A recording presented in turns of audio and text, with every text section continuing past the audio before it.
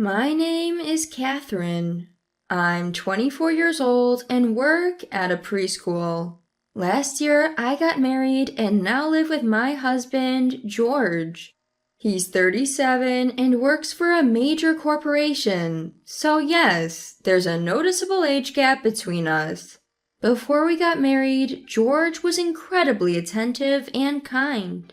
He would always make reservations at wonderful restaurants for our anniversaries and never forgot to buy me a gift. When I was bedridden with menstrual cramps, he'd swiftly buy me painkillers and sanitary products. I appreciated how understanding he was.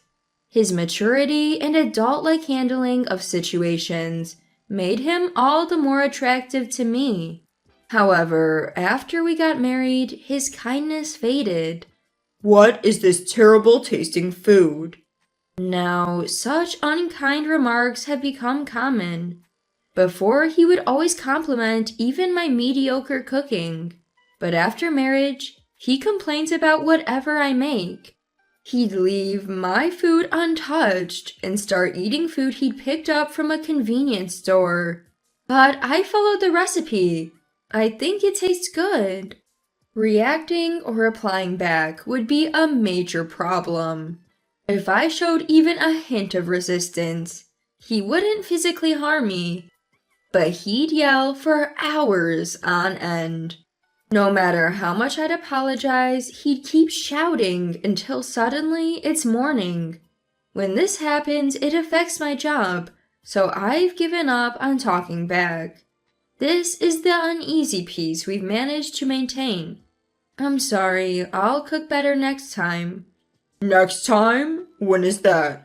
You're so incapable. Don't you have any self-awareness as a wife? I'm sorry. No matter what he says, all I can do is apologize. I believe this is what you would call harassment. People often say you should see the true nature of your partner before marriage. But I failed at that. He used to be so kind. It was too hard to see this coming. His words hurt me daily, but I couldn't entirely give up, hoping he'd return to the way he was before. I couldn't get away from my husband because of these struggles. Then, as if to add insult to injury, I got news from my mom. She had been undergoing cancer treatment for a while. But unfortunately, it spread. It seems there wasn't much more they could do. The doctors gave her a year to live. I was blindsided and devastated. My parents' home is only about an hour drive from where my husband and I live, so I decided to visit my mom as much as possible. My husband didn't seem too happy about it. Every time I'd mention going to see my mom, he'd complain. You're neglecting our home to see your mother. What are you thinking? Mom's only got a year left, you know. I want to spend as much time with her as possible, so I don't have regrets.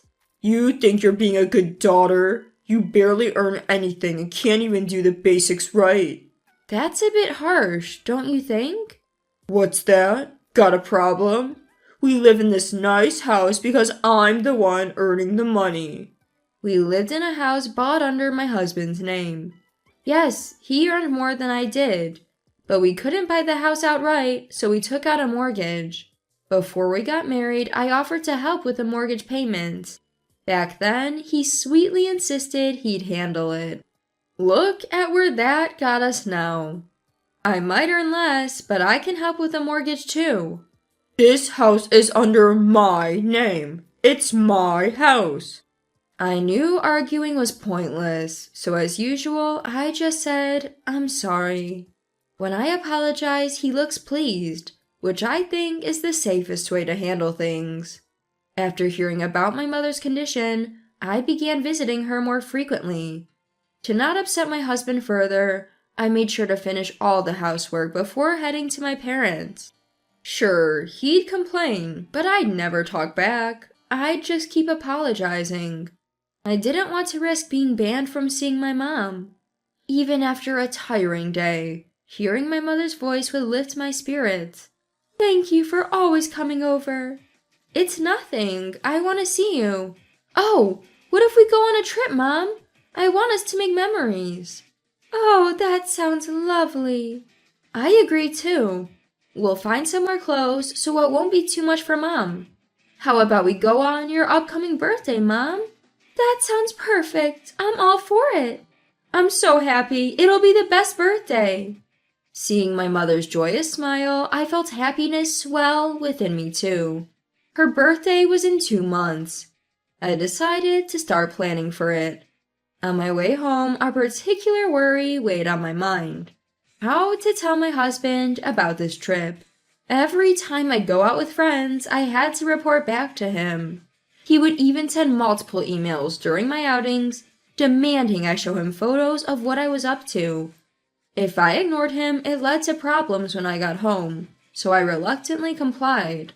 My friends noticed my desperation to take pictures and felt something was off. Isn't that harassment? Harassment? Yeah, being verbally abused, being overly controlled, just like what you're going through. It was then that I realized I was indeed being harassed by my husband. Although knowing didn't change the situation, I read online that it's essential to keep evidence. Since then, I've kept his excessive emails, recordings of his abusive words, and even a diary. I have to report every plan with friends to him. But this time, it's a family trip. Surely he wouldn't control that too. Besides, I've told him about my mother's declining health, so he should understand. You visited your mother again. Don't you ever get tired of that? Today, we talked about going on a trip for Mom's birthday. It might be the last one, so we're planning to go. When I told him this, his face immediately soured. A trip? I didn't hear about this. We discussed it with the family today. I never gave permission for that. It's for Mom. She's looking forward to it. I want to make memories with the family. My husband, clearly irritated, listened to my reasoning. But then a nasty grin crept onto his face. So, when is this trip? Just 2 months from today. I've mostly decided on the hotel. I just need to make the reservations. Wow, in 2 months? Then I guess we can't go. Why not? With a mischievous grin, my husband started fiddling with his cell phone. A few minutes later, he showed me the screen of his phone, leaving me bewildered. Look, this is an email from my sister. She's getting married on that day. I've already replied that we'd attend. We can't back out now. A wedding? I don't remember hearing about that. I told you before. You just weren't listening. Anyway, no trip. We're going to my sister's wedding. If you don't like it, let's get divorced. You can't be serious. I had no idea a wedding invitation had arrived. My husband never checks the mail. I always sorted the mail, yet I hadn't noticed that invitation. It's hard to believe I would overlook that. It felt odd that my husband would reply to the invitation himself without consulting me. Seeing my disappointment, my husband looked quite pleased.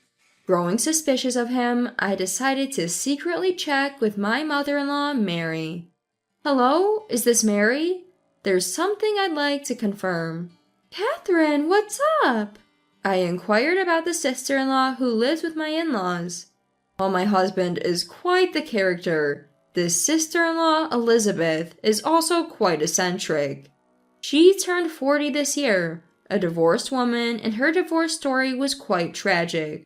Elizabeth had a child with her ex-husband, but Elizabeth never really cared for the child. Even though she was a housewife, she did neither household chores nor child rearing, simply lazing around all day. There were times when her ex-husband would come home to find their child crying from hunger. And when the child was just 2 years old, Elizabeth did something unimaginable. During this time, sister-in-law was having an affair with a shady guy from the neighborhood. Unbelievably, she would meet her lover while her child was napping. One day, the child woke up from his nap, realized his mother wasn't there, and cried uncontrollably. The child's cries went on for so long that a neighbor noticed and reported it to the police. That's when they discovered the child had been left alone and about the affair. The husband was furious, immediately sought a divorce, while sister-in-law was obsessed with her lover and splurging the husband's money on him. He dumped her unceremoniously. She wasn't good at parenting, and even her own child disliked her, so she had no chance of getting custody. All that was left for sister-in-law were payments for the compensation to her ex-husband and child support. She returned to her in-laws' home. Soon after, she became reclusive, and that continues to this day. So, it was surprising to think that sister-in-law, who barely goes outside, would get remarried. Is it true Elizabeth is getting married? To my question, mother-in-law looked shocked. What? I never heard that. She doesn't even bathe or go out. And she hasn't even finished paying the compensation. It's impossible for her to remarry. Just as I thought, my suspicion was right. The story of sister-in-law's wedding was a lie concocted by my husband. My husband told me about Elizabeth's wedding. Also, my mom only has a year to live. I wanted to take her on a trip, but he told me not to because it was Elizabeth's wedding day. There's no wedding. I wonder what he's thinking. He even said he'd divorce me if I prioritized the trip over Elizabeth's wedding. Oh, I'm sorry for my foolish son. Please ignore his absurd comments and enjoy your trip with your mother. She'll be delighted. Thank you, I will. I felt relieved knowing mother-in-law is rational, unlike my husband. But at the same time, anger surged within me against my lying husband. Perhaps he just wanted to prevent me from traveling with my mother. After enduring so much harassment, I felt stupid for always complying. I decided to confront my husband. There's something I need to discuss. That night, I talked to my husband again about the trip. What? I've decided to go on the trip with Mom. I told you it's my sister's wedding day. Are you trying to embarrass me? It's a nice invitation, but my own mother is more important to me. So I can't attend on that day. Enough of this. Let's divorce. Leave my house right now. My husband suddenly began to shout, his face distorted in rage. Probably because for the first time, I had resisted and didn't obey him. He started flinging things, like the TV remote and books nearby. I desperately hid behind the couch, ensuring none of the thrown objects would hit me. Suddenly, a voice louder than my husband's rang out of my cell phone. It's you who needs to stop.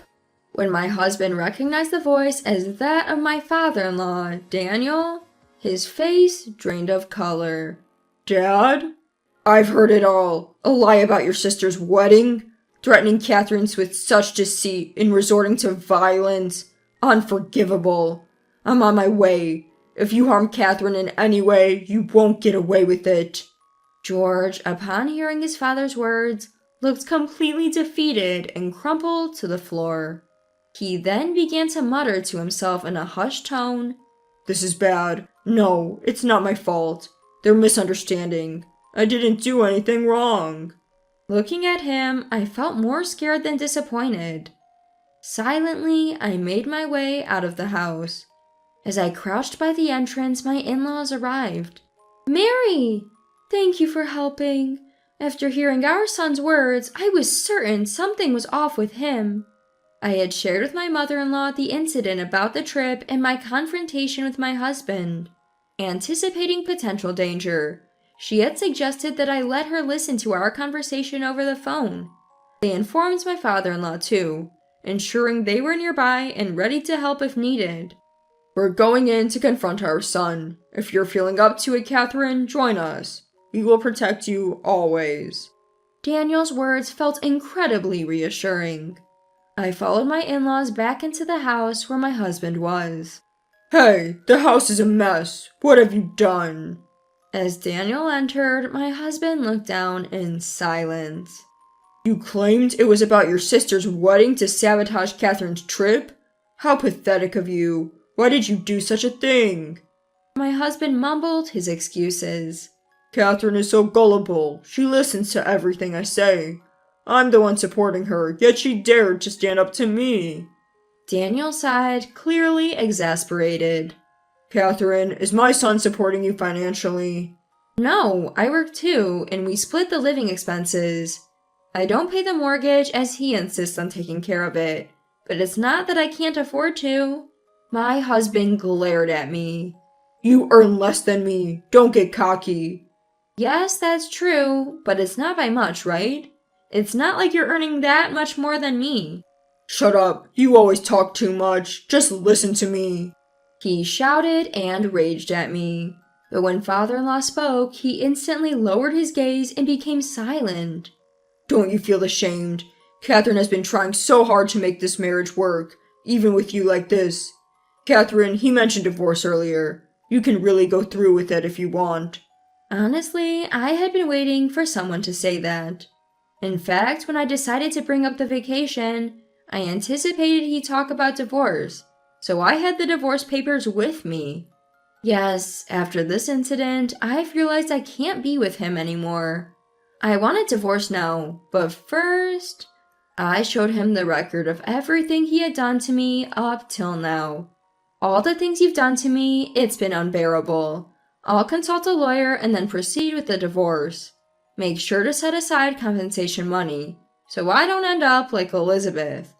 The diary entries I kept, the relentless emails, the recording from earlier. Knowing the evidence I had, my husband's face turned pale. He probably realized he stood no chance. Also, you've requested a transfer to the countryside starting tomorrow. It's the toughest job among all the branches.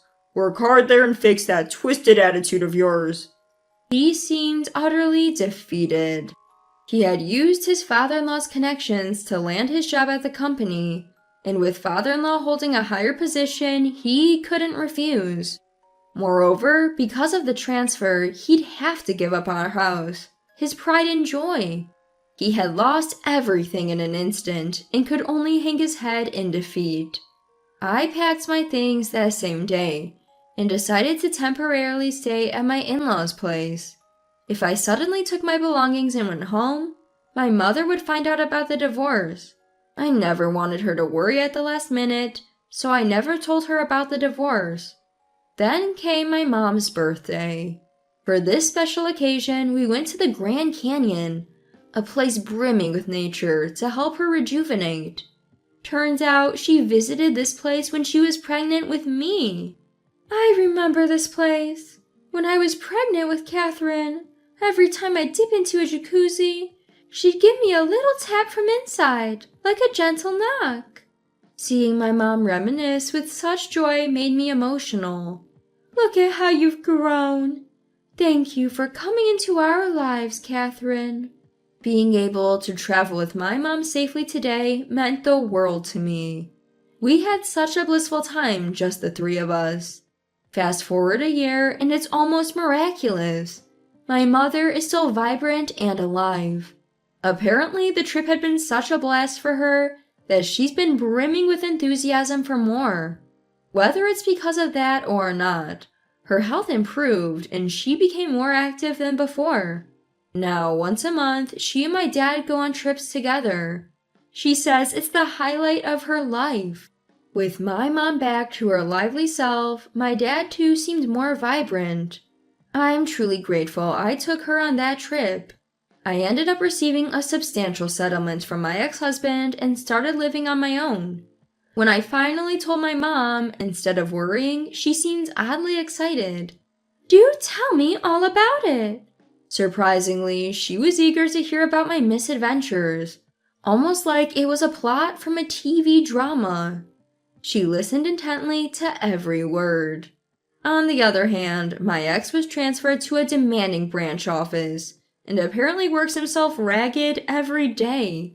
The compensation he owed me was initially fronted by father-in-law, but he insisted my ex would work it off no matter what. A few days ago, I received a video message in my inbox sent by my ex. In it, he was tearfully apologizing.